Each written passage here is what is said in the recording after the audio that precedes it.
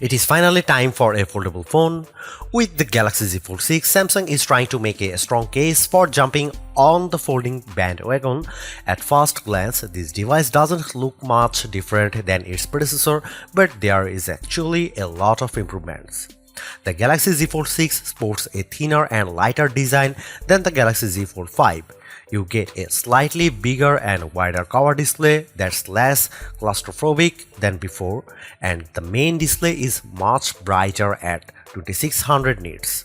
Samsung is also touting the durability improvements of the Galaxy Z Fold 6, including more robust foldable glass layers, as lots of people are afraid of foldable phones breaking. Then there is all the built-in AI stuff, including a gaggle of Galaxy AI features and easy access to Google Gemini. I had a chance to try out a bunch of these capabilities, including an impressive live interpreter app and a way to turn your S Pen scribbles into art.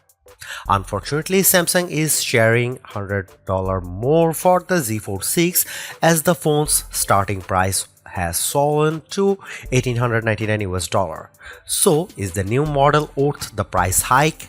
Here is my impression so far, along with early pros and cons for what could be the best foldable phone yet. The Galaxy Z Fold 6 is available for pre-orders now with a July 24 release date. It will be available through wireless carriers as well as retailers like Amazon, Best Buy and Samsung.com. The Galaxy Z Fold 6 starts at $1,899 US for a model with 256 GB of storage and 12 GB of RAM. That's $100 more than the Galaxy Z Fold 5's starting price. The good news is that if you pre-order the Z Fold 6 from Samsung, you can get the next storage tier for the same price. So you can get 512 GB for the price of the 256 GB model. Otherwise, it will cost you $120 to upgrade from to 512 GB and $360 to get to 1 TB. The Galaxy Z Fold 6 is like the Z Fold 5 on Ozempic. It's lost a fair amount of girth and weight. Samsung has trimmed the thickness while also adding to the flagship foldable's overall durability. Measuring 6.04 by 2.68 by 0.48 inches when folded, the Z Fold 6 is shorter, narrower and thinner than the Galaxy Z Fold 5's 6.1 by 2.64 by 0.53 inch frame. And when unfolded, the Galaxy Z Fold 6 is 6.04 by 5.22 by 0.22 inches compared to 6.1 by 5.11 by 0.24 inches for the previous fold. I am not saying the bulk is gone, but I'd be much more likely to carry around the Z Fold 6 in my front pocket. The phone will also weigh down your pocket less, as the Z Fold 6 is 8.4 ounces versus 8.9 ounces for the Fold 5. The straight edge design looks sleek, but the corner was a bit uncomfortable in my hand with the phone closed. The Google Pixel Fold is still thinner when open but thicker when closed and notably heavier at 10 ounces, while the OnePlus Open is a smidge thinner than the Z Fold 6 when closed and about the same weight.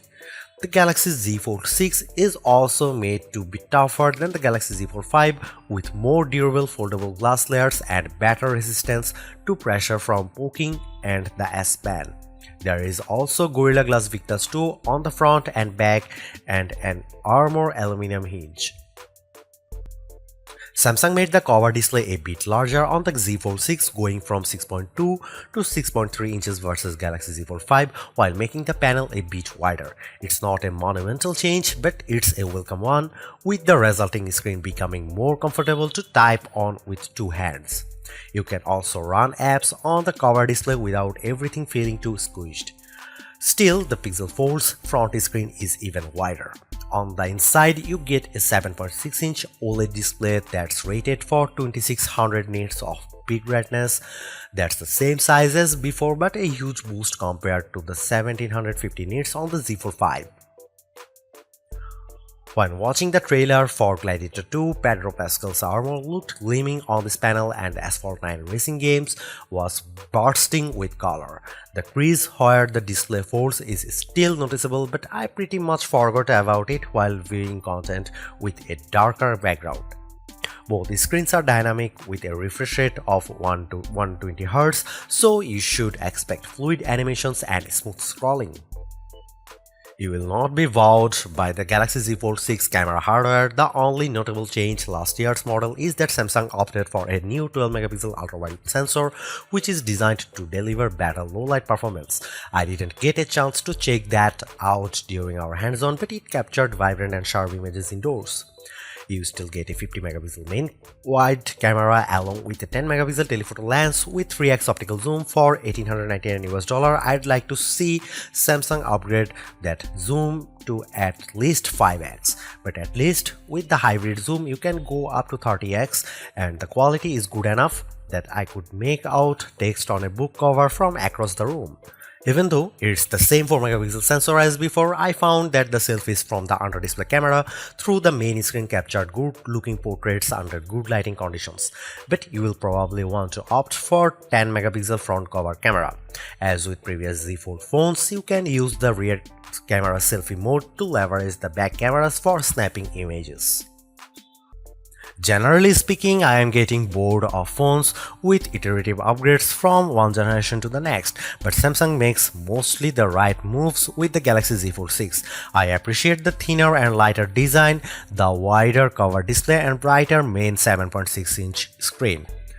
I also appreciate the AI features on board the Galaxy Z Fold 6 for productivity and entertainment, even if some feel a bit gimmicky. And while it will take some time to test, the durability improvements are welcome. What I don't like is that Samsung hiked the price on the Z Fold 6 by $100. Granted, $1,799 was already very expensive, but $1,899 puts this phone even more out of reach unless you can get a sweet carrier discount. I would also like Samsung to bundle an S Pen Plus case combo and include faster charging. Stay tuned for my fully rated Galaxy Z Fold 6 review.